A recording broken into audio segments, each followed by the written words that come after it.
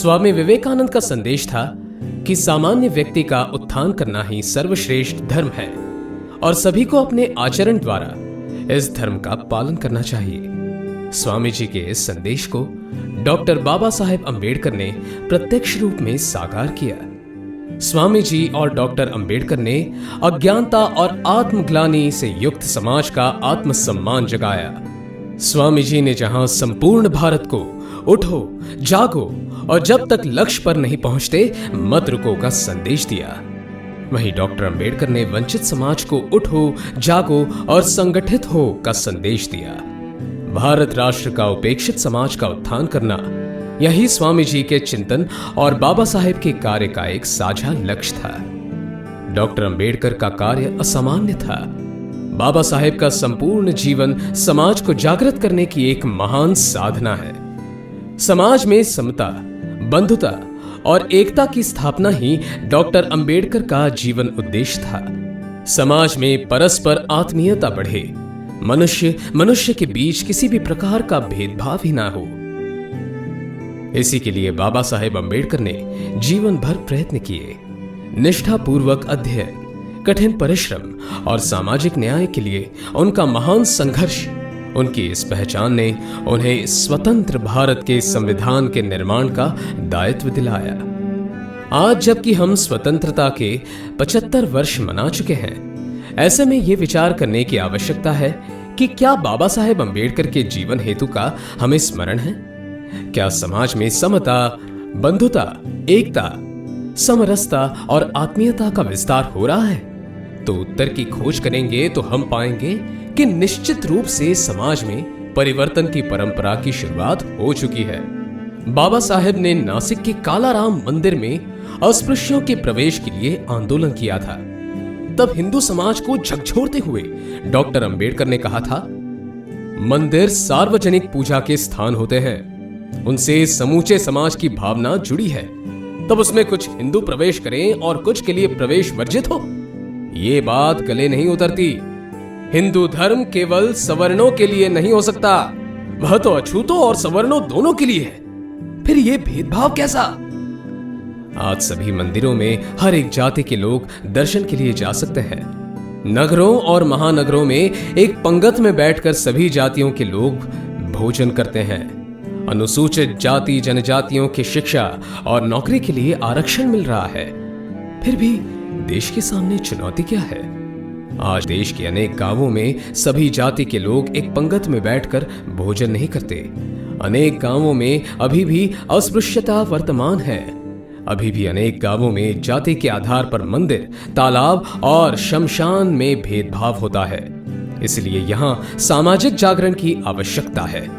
अनेक सामाजिक संगठन के कार्यकर्ता गांव के इस वातावरण को परिवर्तित कर समरसता का भाव जगाने के लिए कार्य कर रहे हैं। किंतु राजनीतिक विद्वेष की चिंगारी का प्रभाव दूर सुदूर गांवों पर भी पड़ता है। हमारे देश की दलगत राजनीति में दलितों और आदिवासियों के नाम पर समाज को उकसाया जाता है। विश्वविद्यालयों से लेकर ग्राम पंचायत तक जाति के नाम पर राजनीति होती है, आंदोलन होते हैं। संवैधानिक अधिकार का मुद्दा उठाकर अनेक बार नेताओं द्वारा अनर्थक धरना प्रदर्शन किए जाते हैं। दुख तो तब होता है जब डॉक्टर बाबा साहेब अम्बेडकर और महात्मा गांधी की फोटो लेकर अथवा उनकी मूर्ति के सामने ये नेता अपने दलगत राजनीति के लिए धरना देते हैं। ऐसे में हमें बाबा साहेब की जीवन आदर्शों और उद्देश्यों का स्मरण करना चाहिए। डॉक्टर बाबा साहेब अम्बेडकर ने राष्ट्रहित को सर्वोपरि रखा। डॉक्टर अम्बेडकर समग्र मानव जाति के अस्तित्व के संघर्ष के लिए समर्पित राजनेता, उत्कृष्ट समाज सेवी, चिंतक, तेजस्वी वक्ता, कानून विशेषज्ञ, विख्यात अर्थशास्त्री और इन सब से बढ़कर एक प्रखर राष्ट्रभक्त थे। यद्यपि बाबा साहेब ने हिंदू समाज में व्याप्त अस्पृश्यता से दुखी होकर हिंदू धर्म के स्थान पर बौद्ध धर्म को अंगीकृत करने की घोषणा कर दी थी, फिर भी उनमें बदले की भावना लेश मात्र न थी और वे हिंदू धर्म तथा देश के प्रति अपना दायित्व समझते थे। वे स्वयं कहते थे, यदि वे इस्लाम मजहब को स्वीकार करते हैं तो मुसलमानों की संख्या इस देश में दुगनी हो जाएगी और मुस्लिम प्रभुत्व का खतरा भी पैदा हो जाएगा।